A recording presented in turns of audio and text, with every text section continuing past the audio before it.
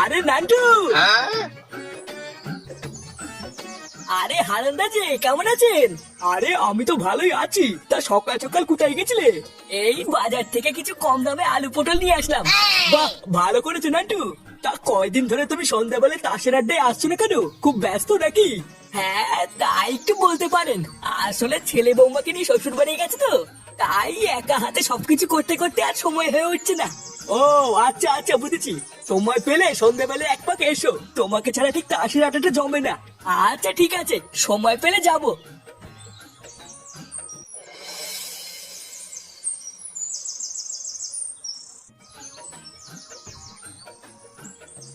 গিন্নি, আরে কই গো গিন্নি? এই তো। উফ, লেওড়া কি গরমে! এখনো শীত ছুরি হতে পারলো না, আর গরমও পড়ে গেল। এই নাও বাজার করে এনেছি, তাড়াতাড়ি রান্নাটা শুরু করো তো, জোর খিদে পেয়েছে। হ্যাঁ এই তো, ভাত হয়ে গেছে, শুধু তরকারিটা করেই তোমাকে খেতে দিয়ে দেবো। তা কি বাজার করে আনলে গো? আর বলো না, বাজারে খাওয়ার মতন তেমন কিছুই নেই। যাতেই হাত দিচ্ছি সেটাই সেটা ভাঙা দাম। তারপর শেষে গিয়ে কম দামে কিছু আলু পটল আর লাউ পেয়েছিলাম, সেটাই নিয়ে এসেছি।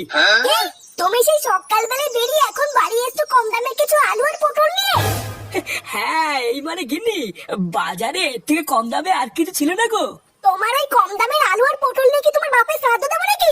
শালা, সেই কবের থেকে একটু মাছ খাই না, একটু মাছটা জানলে কিনা তা না, এনেছে আলু আর পটল। একটা দিনে একটু ভালো মন্দ খাওয়ানোর ক্ষমতা নেই, বালের ভাতার হয়েছে উনি। বালের পচা আলু পটল কিনে নিয়ে এসছে।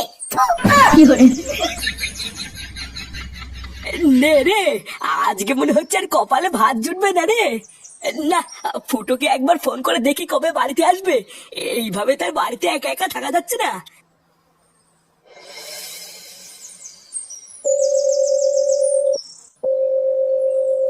হ্যালো, কে ফুটো? হ্যাঁ, কি হয়েছে? বলছি যে কেমন আছিস বাবা? বৌমা দাদু ভাই সব ভালো আছে তো? হ্যাঁ, সবাই ভালো আছে, শুধু ভুদার বাল আমি ভালো নেই। দাদু কেমন আছো? আরে ধর ভুদা, শত তুই না একটু দাদুর সাথে কথা বলবো, আর ওরা সাথে দলে যাচ্ছে। কি বললি চুদির ভাই, দেখবি? হ্যাঁ বলো, ফোন করেছে কেন? ইয়ে মানে বলছি যে বাবা, তোরা বাড়ি কবে আসবি? এই কালকে সকালে যাবো। কেন, কিছু হয়েছে নাকি? ইয়ে মানে কি আর বলবো, দুঃখের কথা। এইদিকে এই রাক্ষসী আমাকে দিন রাত জ্বালিয়ে মারছে রে। দুটো খেতে পর্যন্ত দিচ্ছে না, জানিস? কি আর কি হয়েছে? সারা ঢ্যামড়া ভাতার তুমি রাক্ষসী কাকে বললে? এই না না, তোমাকে কেন বলবো? ফুটা, ফুটা আমাকে বাঁচা! এই গাল মেরেছে। কি হলো, দাদু কথা বললেন না? আর কথা লেওড়া, তাতেই মার কাছে গিয়ে যাবেন বুঝতে, আমাদের বাড়ি ফিরতে হবে। কি গো, তোমাকে কখন থেকে ডাকছি না? না, এই বালের মাগিটা হয়েছে আরেক জেলা, একটু সাহায্যে থাকতে হবে না? এখনো যদি ওই রকম করে তাহলে সংসারটা চলবে কি করে? আমি তো তোকে অনেক আগেই বলেছিলাম রে মা, ওইসব বালের সংসার ছেড়ে তুই আমার কাছে চলে আয়। আমার তো এখন লোকের কাছে বলতেও লজ্জা লাগে যে তোকে আমি কোন বাড়িতে বিয়ে দিয়েছি। হ্যাঁ, কি হয়েছে, ডাকছো কেন? এই যে বাপি, ও এসেছে, এবার যা বলে তুমি বলো।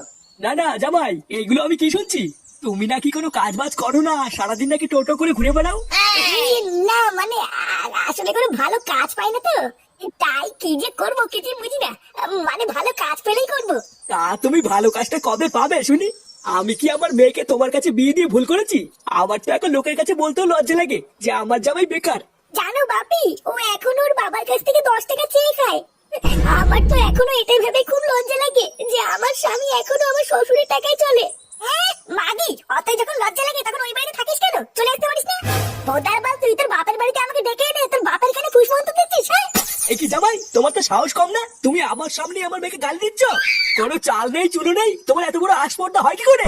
এই দেখুন বাড়া, আপনি বেশি মারাবেন না, ঠিক আছে? লেওরা আমার চাল চুলো নেই সবই তো আগে থেকে জানতেন, তাহলে আপনার এই বালের মেয়েকে আমার ঘরে ঝুলিয়ে দিলেন কেন? জামাই, তুমি যদি আরেকবার বাজে কথা বলো, এই ঘর থেকে কিন্তু ধাক্কা মেরে তোমাকে বের করে দেবো।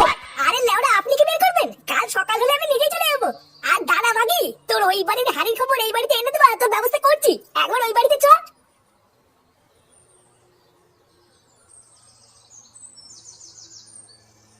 মা, ও মা, এ কি রে বাবা, তোরা চলে এসেছিস?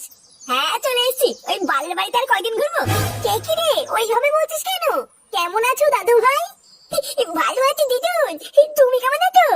আমিও ভালো আছি দাদু ভাই। এ কি বৌমা, তুমি চুপচাপ মনমরা হয়ে দাঁড়িয়ে আছো কেন? কিছু হয়েছে নাকি? আরে ধর, ছাড়ো তো এসব বাচ্চার কথা। দিদুন, দাদু কোথায়? তোমার দাদু দেখো ঘরে শুয়ে আছে। আচ্ছা ঠিক আছে, আমি দাদুর সাথে গিয়ে দেখা করে আসছি।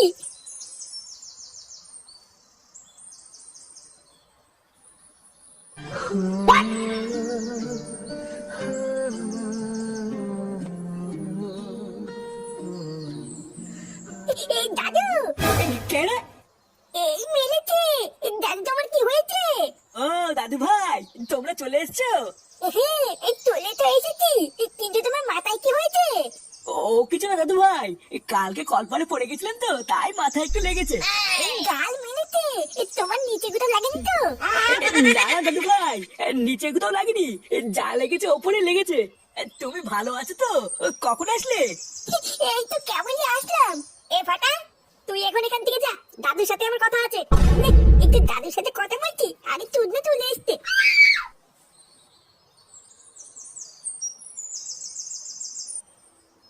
এ কি বাবা, মাথায় কি করে লাগলো তোমার?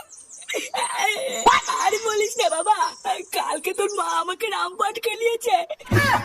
তোরা তো বাড়ি ছিলিস না, তোরা জানিস না আমি কি করে বেঁচে আছি। মা তোমাকে এইভাবে ধরে কেলালো আর তুমি কিছু বললে না? আমি আর কি বলবো, আমি কি তোর মার সাথে পারি? দেখিস না গিলে গিলে শরীরটা কি বানিয়েছে। তোর সাথে অনেক কথা আছে রে বাবা, আজকে সন্ধ্যেবেলা একটু বাড়ি থাকিস, ঠিক আছে? আচ্ছা ঠিক আছে।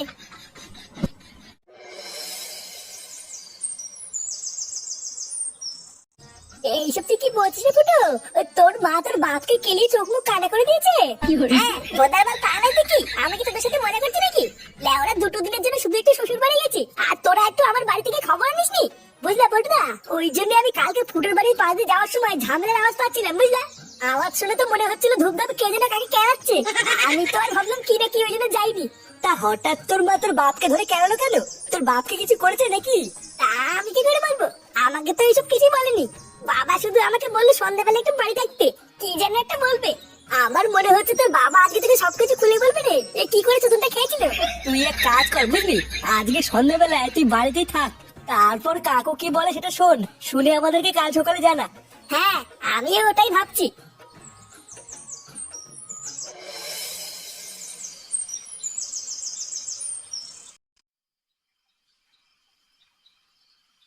বাবা, ও বাবা, কি হলো? বাড়ায় আমাকে বললো যে সন্ধ্যাবেলায় বাড়ি থাকতে। না, একবার ঘরে গিয়ে দেখি গিয়ে ঘরে আছে কিনা।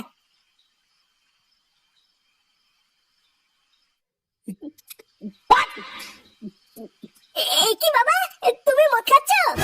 কে রে? ও ফুটো, আয় আয় এদিকে আয়। তুমি ঘরের ভিতরে মদ খাচ্ছ কেন? লেওরা মা দেখলে কিন্তু সেটা ভাঙবে। আরে ধুর বাড়া, তোর মাকে কি আমি ভয় পাই নাকি? লেওরা এটা আমার বাড়ি, আমার বাড়িতে আমি মদ খাবো না পুঙা মারবো সেটা আমি বুঝবো। শোন, আমি তোকে যে কথাটা বলবো বলে ডেকেছিলাম। হ্যাঁ, কি কথা? ওটা শুনবো বলেই তো এসেছি। বাড়া আমি অনেক ভেবে দেখলাম বুঝলি, এইভাবে আর বাঁচা যায় না, তাই আমি ঠিক করে নিয়েছি আজ রাতেই লেওরা তোর মাকে আমি ডিভোর্স দেবো। এই মেরেছে, এইসব তুমি কি বলছো? হ্যাঁ যা বলছি ঠিকই বলছি, সারা গার মারানি মাগি নিজেকে কি মনে করে? হ্যাঁ, বাড়া আমার খেয়ে গতর ফুলিয়ে আমাকেই মারে, ওর এত বড় সাহস। আর ভোদার বল এর একটা হেসতে হেসতে করেই ছাড়বো। কি রে, কি ভাবছিস?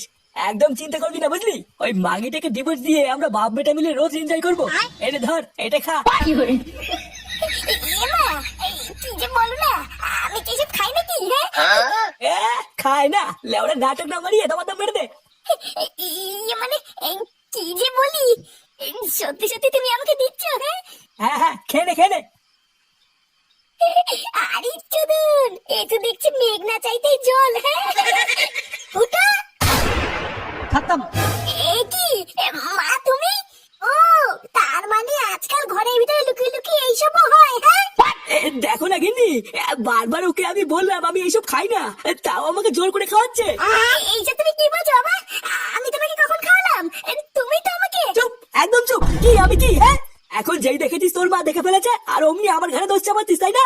তোর মা যেসব কাজ পছন্দ করে না ওইসব আমি একদমই করি না, আর তুই কিনা আমাকে জোর করে খাওয়াবি?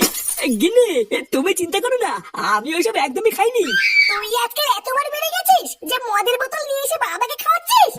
এই বেড়েছে মা, আমি যে তোমাকে কি করে বলি, লেওরা আমি ফেসে গেছি।